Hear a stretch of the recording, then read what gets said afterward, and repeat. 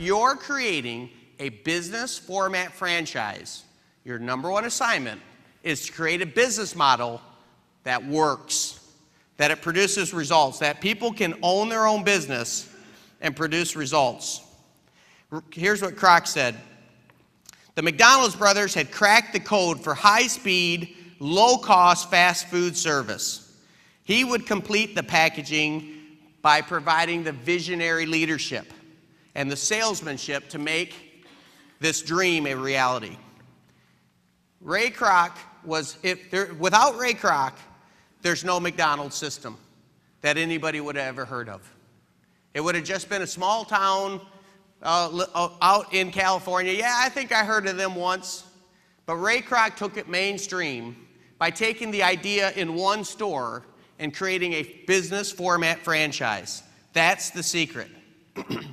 Gerber describes Kroc's system again. Forced to create a business that worked in order to sell it, he also created a business that would work once it's sold. No matter who bought it, it would work. Armed with that realization, he set about the task of creating a foolproof, predictable business. Foolproof. Now, if you think about what McDonald's put together, there were high school kids and retirees are a big portion of their employee base. The turnover, they say, is sometimes over 50%. And yet they're producing a business model that works because they created a systematic, duplicatable way to produce results that would work even with that type of turnover. And you know, Ray Kroc had to produce a business that worked because his percentage there was only 1.9%. The franchisee, the agreement he signed with the McDonald's brothers was crazy. He shouldn't even have signed it. I mean, when people actually started looking at it, said, Ray, you signed a business, you agreed to expand their business, and there's a $950 sign-up fee.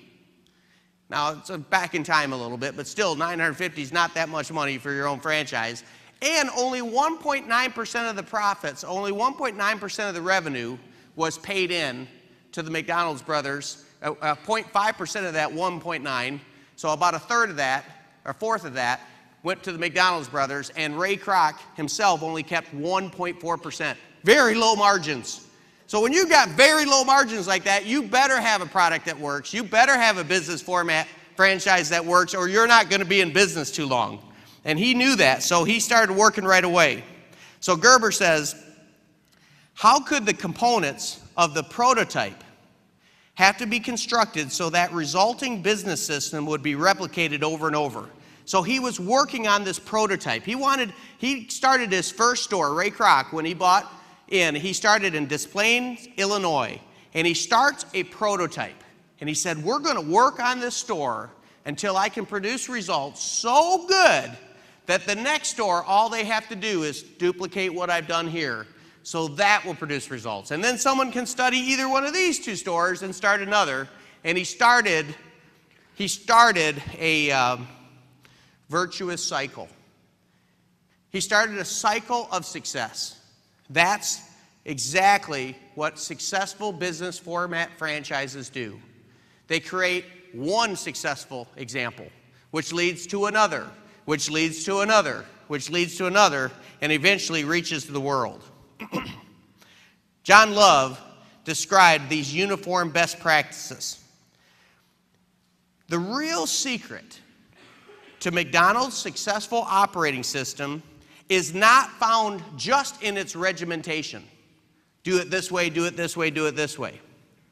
But in the way it enforces uniform procedures without stifling the entrepreneurship of the franchisees. Now get this. So on one side, we've got do it this way. But on the other side, we have and stay creative. You're like, wait a minute now, isn't that a paradox? Yes. Absolutely.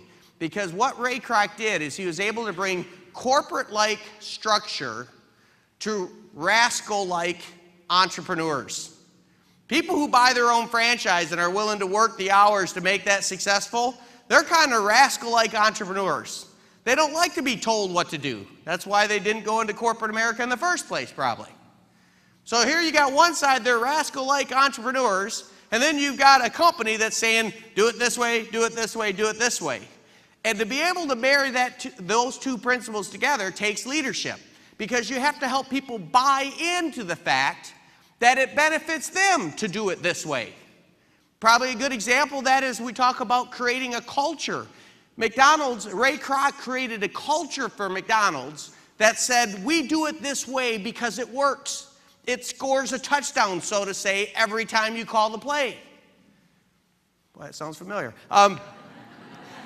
And so that's what they did. They wanted to take the best of both worlds, the best of creativity. How many people have ever heard of the Big Mac? Right?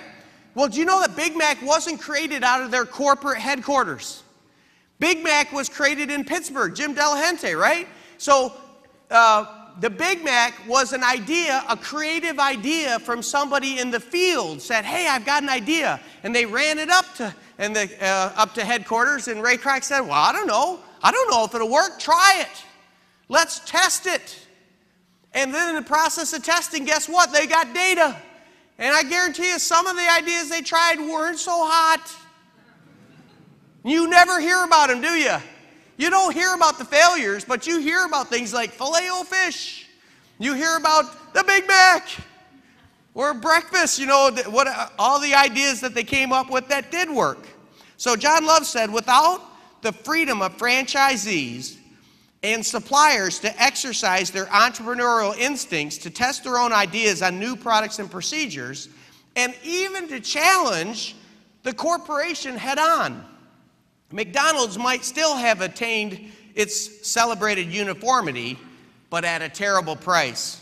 It would lose the grassroots creativity that diverse franchisees and suppliers provide. It would, in short, lose touch with the marketplace.